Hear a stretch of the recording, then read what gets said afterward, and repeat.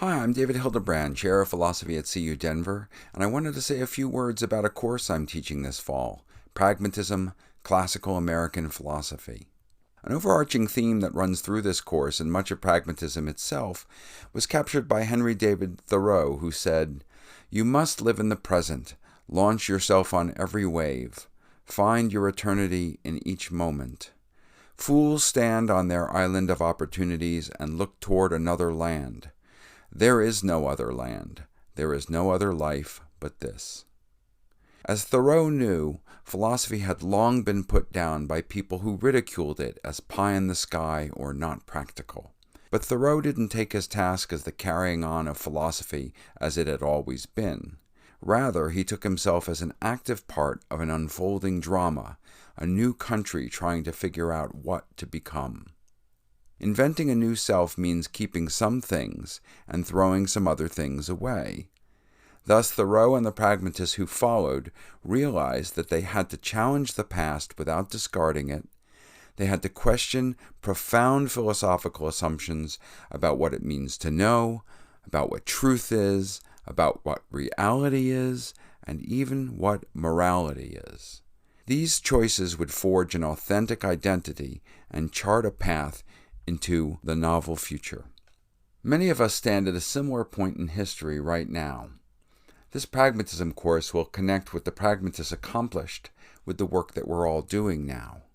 So let me give you a brief three-stop tour of this course. Let's start with a couple of old dead white men. First stop, Aristotle said, "Philosophy begins in wonder." Descartes said, "I think, therefore I am," and he founded his philosophy upon it.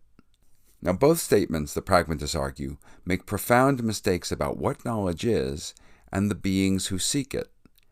We will unspool why we seek to know and how philosophy gains power and relevance by reimagining the questions. Second stop, Jimi Hendrix once asked, "Are you experienced?" His question poked at everyday assumptions of normalcy and pressed for the expansion of imagination. Philosophers like William James and John Dewey also pushed open the doors of perception, and they radically expanded why experience matters in philosophy.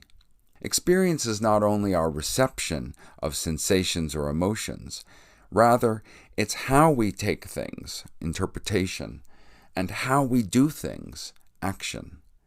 To understand that experience is fundamentally a back-and-forth operation implies that philosophy itself can only exist interactively with everyday life.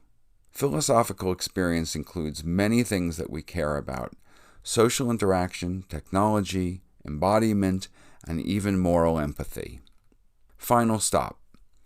Jane Addams said, "The cure for the ills of democracy is more democracy." And she also said, "Action is the sole medium of the expression of ethics."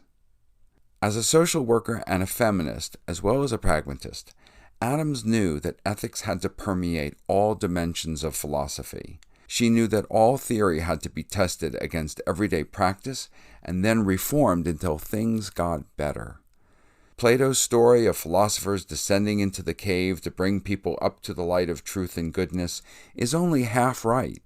Addams showed why philosophy needed to contact and live with practical reality, so that it could take instruction from practical reality.